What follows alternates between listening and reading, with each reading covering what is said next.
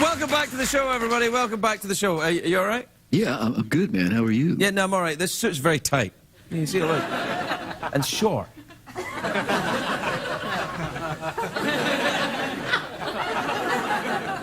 Yeah, that's what people want to see. My next guest is a best-selling writer. He's a friend of the show. He's an all-round talented, lovely man. And he smells a bit like biscuits. Please welcome Jonathan Ames, everybody. Jonathan Ames.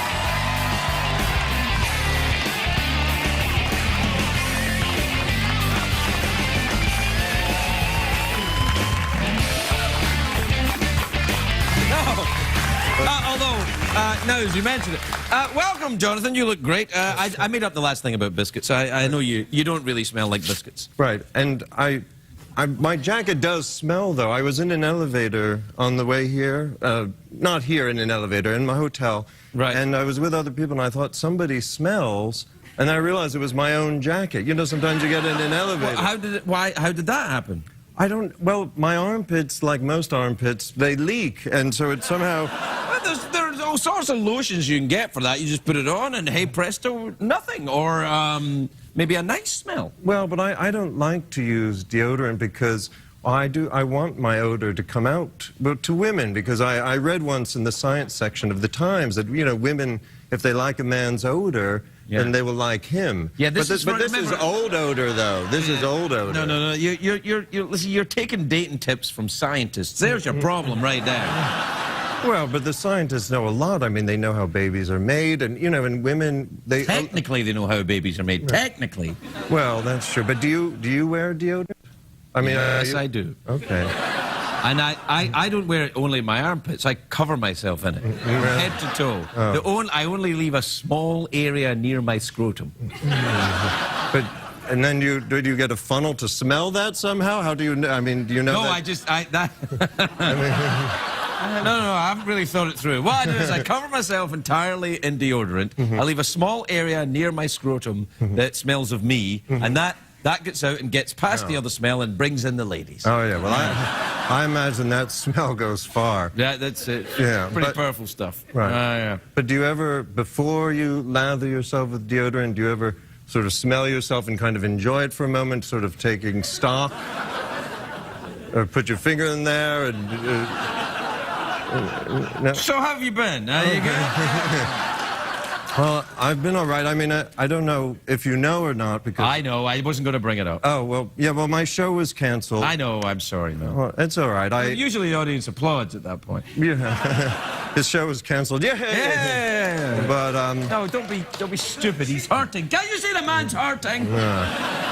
Yeah, I'm sorry it was cancelled. That doesn't seem very fair. Who cancelled it? HBO? HBO cancelled it, and but I did something. I don't know if it was smart, and I value your opinion, but, you know, I had a beard. I had this rather lush, sensual beard, yes. and, you know, people could lose themselves in it. I imagine you might have wanted to lose yourself in it, you know. I mean, you know, thinking about how, you know, well, I don't want to talk about your wife or anything like that, but so... Well, no, in terms of hair and the pubic triangle, I thought that might have been why you might have been drawn to my beard. Oh, right, yeah. But I shaved my beard off, kind of... well... You shaved your beard off, why? Well, you know how Al Gore grew a beard after defeat and Conan O'Brien? So I thought, well, I'll take it off. But I think it was a mistake because... You know, I have these sort of albino eyebrows. I'm bald here, and I can't seem to spot myself in the mirror. And I thought, oh, my God, I'm coming on TV. Can I even be seen? I mean, can you... No. This is the perfect show for you because it's so badly lit. Your albino look goes very well here. Oh, I sure... Yeah, you pop right out. Yeah, I imagine... Look at you. I mean, I look at you in the monitor. You look sensational. Yeah, you're like a... I cringed like Nosferatu. No. I don't like to look at myself anyway, so it's good I'm invisible. Well, why don't you like to look at yourself? You like to smell yourself, so why don't you like to look at yourself? That's right, I do like to smell. You know, I mean, maybe my nose is better than my eyes, or I enjoy my odor more than how I come across visually, but I don't know. Well, I don't like to look at myself because deep down, I feel like I'm a colossal fool, which I think is a good thing. No, I will not allow you to go down this avenue. I will not allow... Now, the last time you were here, we were talking about therapy, and you were in therapy and stuff. I think I think we should continue from where we were last time. Okay. All right. Now, you describe yourself as a colossal fool, which I think is a terrible... You wouldn't describe someone you like that. You have to start treating yourself like you're someone you like. Well, that's true. I mean, I guess I could imagine... I mean, not just because I'm on your show and I'm mesmerized by you at the moment, I could imagine that I'm you, but I don't know that I would walk around feeling good, I guess. But, Well, I don't walk around feeling good. Are you in... Well, yeah, and you also feel like you're a colossal fool then, probably. I mean, I think it's good. Wait. Don't drag me down into your quagmire of despair.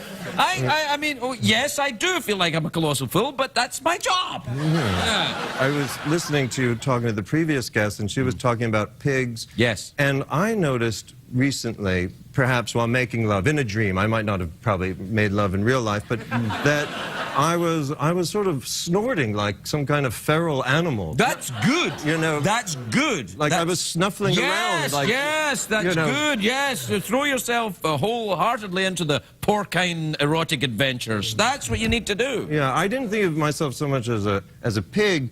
I'm more of a wild boar. You know what I mean? Snuffling around and... Let's not get ahead of ourselves. Yeah. But I think one thing I was thinking in terms of, you know, being an animal while making love is that when we're in the womb, we're different animals at different times. Like, I think we're briefly a snake, a frog, a dog, and then we become human. I think the embryo goes through all these phases. I see. Did you read this in the science section of the New York Times? I don't know if I read it there. No, I don't know if you did. Yeah. But, well, you should... Maybe they'll have something on Mythbusters No, about it, I quite like the idea of that, actually. Yeah, and so I think when I have sex, it's like one of my animal sides is coming out. And then I was reading the Kama Sutra, and it talked about different animal noises that it's good to make. Right when I was feeling bad about snuffling like a boar, right. You know, because I like to sniff in the armpit, particularly, not just my own armpit. I like to... I'm sorry if that's gross. I'm a horrible person. No, but I like the smells, you know, of life. And so... But so I think it's good that my animal self might come out when I make love. I think it's fine. Also, in the Kama Sutra, which I was until this moment unaware there were words, but there's different animal noises you can make. They recommend pigeons, dove, pigeon, moorhens, geese. Yeah, well, you're a natural at it. Yeah. You've done the pigeon before. Oh, I've done the pigeon. Yeah. But I have another question for you. I mean, this happens in therapy when you have a patient like myself who's eager not to, not to expose himself and turns it on the doctor. Absolutely. In this case, you. But now there was a woman on here, Huffenuffer. And, Emily Huffenuffer, but I was wondering, because you said that there was an act on her name, or, you know, associated with her name. You were making that up, but she believed you for a moment. Yes. But what would a Ferguson be? Like, if you had an act, you know, what would a Ferguson be? I mean, what's something to do with this? That, it's making me, yeah, okay, I can see there's a lot of power with that figure. Oh, yes, there is. Yeah. We'll take a commercial break. I'll give you a Ferguson, and we'll be right back. All right?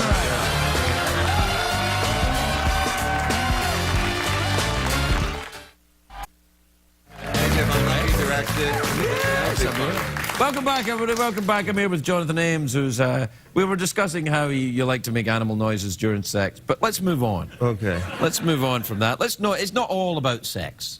Well, a lot is. I mean, a lot of it is about sex. I notice during your show that sexual references come up repeatedly. I mean, it's a good source of humor, but it's on everyone's mind. I was at, like, a party recently, and some other people off to the side, someone said sexual, and the heads just moved like that. You know, like dogs. As soon as someone heard the word sexual, they all whipped their heads around. I mean, and we had been talking about politics, but really, people would like to talk about sex. I have to tell you, I don't know what your personal politics are, and nor would I bother asking. But but I do find this endless discussion of politics very tedious. I think it's to make people who are not that bright feel like they're really bright, but they're not really bright, they're just yelling. What do you think?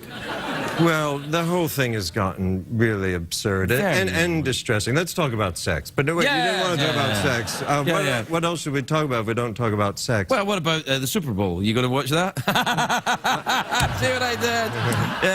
Well, wait, but that's not sex. I mean, I'm going to watch. I'm going to have an erection the whole time, though. Really?